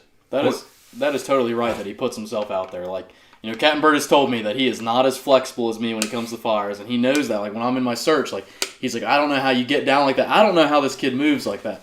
Captain Bird has downloaded a freaking stretching app. We're doing yoga, baby. And he does. Is that one of the top 3 drills? Or yeah. He stretches at night because he wants to keep up with me. And if that is not the most humbling thing and the most respectable thing I've seen him do, I mean, I don't know what it is. That is just very awesome. And I think the biggest thing is even if Jake and Cap made the right choice, no matter what they did, Jake, why did you choose this window? I want to question everything they did because one, you should be able to give me the reason why you made that decision. And two, it's like I want to learn from each of you. And if you have to back up the decision you made, all you're doing is realizing in your head like that is why I made that decision. All you're doing is training yourself. Yeah. But what else it gives you if you and I appreciate the kindness that they just gave me because I can certainly be a jerk too. But what nobody else has ever said that. But what that gives you when you're willing to open yourself up and hear your people is when you have to get on them. They know how serious it is because if you're not going, well, I'm just the captain and I said to do it, but they're going, man, I must have messed up because he really saw something there. Yeah. So, and I mean, I think, listening to that, I think what a lot of people in leadership positions think is like, I can't humble myself in front of my crew because I have to be the strength. I have, if I show my weakness, they're not going to trust me or they're not going to have faith in me or it's going to weaken that leadership relationship. But what I hear, and you guys tell me if I'm right or wrong, is that it strengthens that more than it weakens it. 100% it strengthens it. Great firefighters are going to see your weakness whether you open it or not. Mm-hmm. That's the fire. Go ahead, rewind 10 seconds and listen to that again. The fire will expose you every single time. And to some, they may look at it and say, oh, he did good on that one. But the great ones is going to look at it and say, what was he doing? Yeah. Why did he do that? And if you defend it, right? If great firefighters knew that you messed up and you defend it with I'm the captain, you lost. You're done. You're done. Someone once told me the pecking order is shown on a working fire. Yep. Like it is your strengths and your abilities really comes out whether good or not. Yep. Yeah. So I mean, so all this mentality and stuff we're talking about tonight, again, people want to know, how do I get this? How do I get this? So how much of this and be honest, and you can include your whole time in the department or whatever. How much of this has either been supported by, blocked by, ordered, supplied, or what's the relationship between fire administration and what you guys did? I mean, do we tell you to do this? Do we stop you from doing this? Yeah, I mean, we're not told to do it. I would say it's certainly encouraged. I would say every company at Salisbury probably doesn't share the same mindset we do, but it's encouraged by administration. I feel it's certainly not blocked. It's, a lot would expect it. I would say the department sets the standard. Like we have our PDAs, we have our policies, what we're supposed to do, but we want to blow that standard out of the water. Yeah. We want to be the prime example of what a good fire company looks like. But it's a give and take too, and I talked about it earlier, is that, at some point, when you have good plans and good policies, and you're always going to have bad ones, but you have to support them too. Mm-hmm. It goes both ways. People want the cake and they want to eat it too, but they never want to give anything back. So, like if you have to spit shine your boots so you can throw a ladder on the fireground, like sometimes you just got to do what you got to do. Right. You know what I mean? Shine them boots, son. Yeah. Well, I mean, now my perspective is, and I'm the combat ready guy, right? I was teaching this class, before I came to Salisbury. My expectation, that was my expectation as the training chief, and then later when I got promoted to operations, that is my expectation. It's what I talk about, and it's what I try to live, and it's what I try to have our department do. But my observation is that a lot of our guys well exceed what I ask them to do. Mm-hmm. And I don't know if that means my standard is lower than I thought it was, or if these guys are better than I am. But, my observation is that there's a lot of people that are so bought in that they go quite a bit beyond what really is the bottom level expectation. And in addition to that has taken on a life of its own. Yep. That has now raised the bar between what might have been the official expectation. Now the expectation is up here, not because I said so, or not because the fire chief said so, but because the guys said so.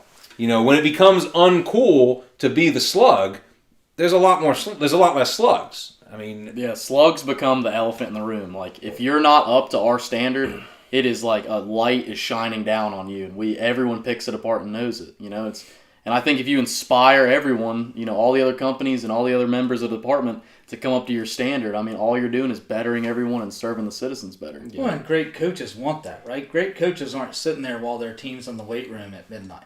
Yeah. But they want their team in the weight room at midnight. Yeah. And they create a culture in practice and during games that that puts their team in the weight room at midnight. Yeah.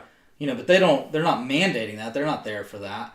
And we want this, I talk about it all the time. I want the same thing on my company. I'll be up there doing reports and they'll be down there listening to music forcing doors. Mm-hmm.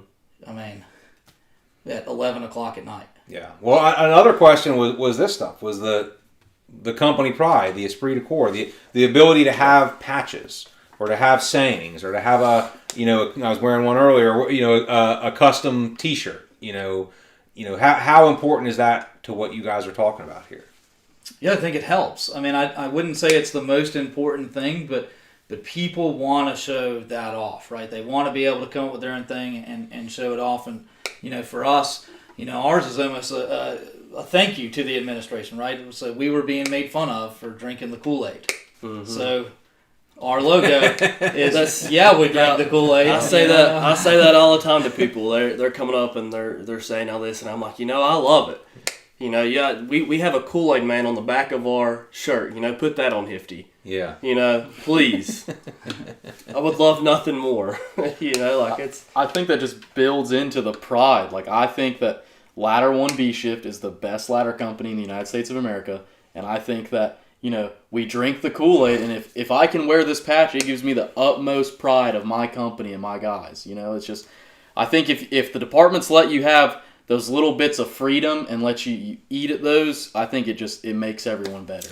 I think it's just another thing, too, that it just shows that, our main mission here is this job, right? To show up at 3 o'clock in the morning and just absolutely demolish this fire with the nastiest push we've ever made, This just kind of shows that we don't care what people think about us, but when it gets time to play, we're going to play. Yeah. And from my perspective, I've seen departments out there that, nobody can have anything special. We're all equal size widgets, but from the admin side of things, like zero cost. It's absolutely zero cost to let you, for the department, to let you guys have pride in your ownership and ownership in your companies. And I think every one of our companies, every engine, truck, rescue at this point has their own patches and their own thing.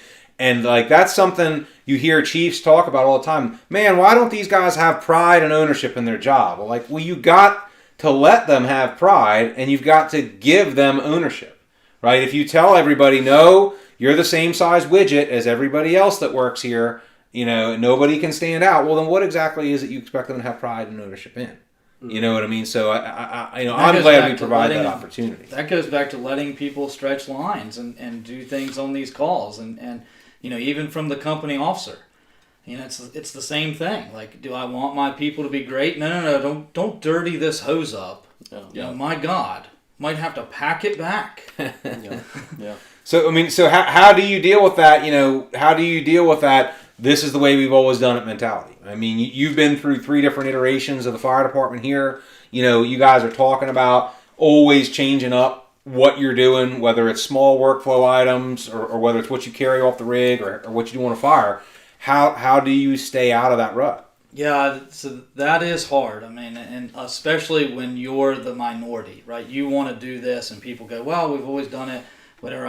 The reality is I think you just have to branch out. Mm-hmm. That's what we had to do. There was 5 or 6 people in my department when we were making the change that really pushed for the change.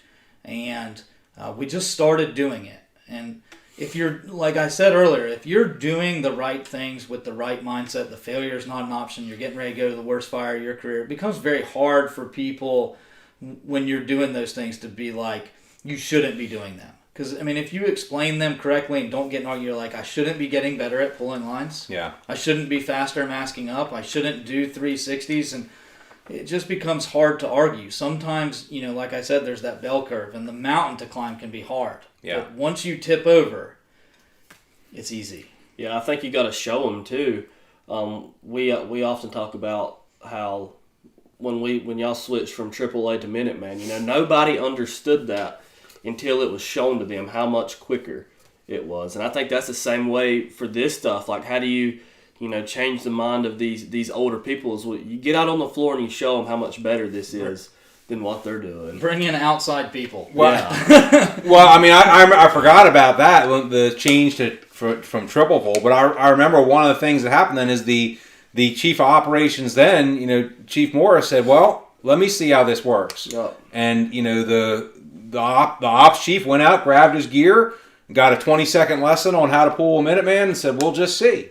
And he snatched the thing and ran the line through that course in the firehouse. And, we ran that head-to-head course between the two different hose lines, and the results spoke for themselves. And I think then you just got to have the humility to say, like, if your pony was the one that lost, I mean, I guess you just got to, you chalk it. So you win some, you lose some. I guess that's the rules of betting, But, I mean, so that other question I just had up on there I think is an important thing, too.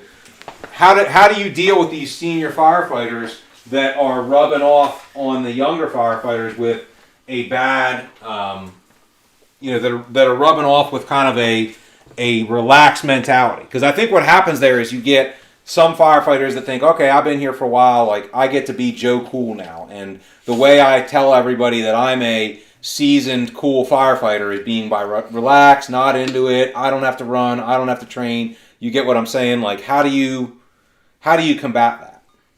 Yeah, I've seen that. I've had, I've certainly been told, like, I don't have to prove to you that I'm good at my job. And I say, well, in any other career you would. The fire service is just weird. What wide receiver doesn't have to prove that he's good to his coach? What Amazon delivery guy can just hang out and be like, I don't have to deliver packages. I don't have to prove to you I can do that. And, as the captain, I would just have that conversation and be like, the senior guy in the house is going to have as much pull as anybody there. Mm-hmm. Probably more than the captain. Yeah. Because that junior guy is going to be looking to them. And I would just say, like, look, man, there's a standard here. And you're messing this up, and you're going to mess this guy up too. Yep. That's definitely a bad spot to be in as the senior firefighter. Like, you want these junior guys to look up to you and everything, but if you've got that senior firefighter that just thinks, like, they're the best there is and everything in the house, it's like, all right, but let's show that on the drill ground. Let's go behind the station. Let's drill. Show me something, and I think if you're a senior guy out there and you've got, people asking how to deal with you, like, you're that senior firefighter, it's, you want to set the example. You want to be that aggressive firefighter in the house, and you want that junior to be the same as you, if not better. Well, and that's the time to be the captain. All these people want to be the captain on the fire, and I see it the other way. Yeah. You need to be the captain before the fire. The time to be telling everybody what to do and not to do is not when there's no discretionary time. Yeah. The time to be correcting these senior guys or these bad drivers or these bad probies is in the firehouse. Yep, months ago. And that's the time to be the captain. Well, and I know, one I think the biggest challenge for people is getting over the hump, right? Because once you get over the hump, it self-polices. Once the rock stars outnumber the slugs, it's a self-correcting ship. It's on autopilot. You know what I mean? Because the guys are gonna attack the slugs on their own. You don't have to worry about it anymore. Absolutely. But I mean, one of the things I remember most, and it wasn't long after I got here, is I remember being at an acquired building in the absolute hottest of North Carolina summers. With your Kansas buddy. Yeah, and Captain Moon was there, and this guy he was 30-year captain. And it was his last shift before retirement. It was his retirement party was that night. And he was out there in full gear and an air pack on the roof of this acquired building in like 105-degree temperatures, ventilating the crap out of this roof with a hand tool, with a flathead axe, and he knew he wasn't coming back to the firehouse again. He only had like 6 hours till his retirement party. And by the way, even if he caught a fire in that 6 hours, the last person that was going to be on the roof was going to be the captain. Yeah. You know what I'm saying? But still, I mean, he was in it in there till the last moments of his career. And I think, that's what people will remember. I never worked very much with Captain Moon. He retired shortly after I got here, but I will never forget his name, and I'll never forget that, because I mean that's the kind of thing that stands out. And I think if people want to have a legacy, that's the kind of stuff you model. That's the kind of stuff that makes you stand out to people. It's just my thought. Well, let's be honest. Like, when you're done with your career and you put your badge and everything in a shadow box and you hang your helmet up, do you want to be able to say truly that you were a firefighter and you embodied what that truly meant, that you did your job every day and you came and did it? And I think, I had one of my first ever captains tell me that. and I live like that every day. From the rig check to going to the fire, I want to know that I'm doing everything I can to be that aggressive firefighter. Well, I think that's a great place to wrap it up for tonight. If you guys like these, please make sure you subscribe to the channel. Schedule's willing. We're trying to get this stuff back on the calendar every month. So I don't know exactly what the topic will be next month, but this is where you'll find it. If you like this, shoot us an email. Let us know any questions you have. I greatly appreciate all the members of Ladder 1 B Shift stepping out here tonight. Hopefully you guys got some good stuff and got a little fire to take to the firehouse with you next shift. Do you guys have anything to share with the guys here? All right. No, thanks for tuning in. Thanks for tuning in, and we'll see you next time.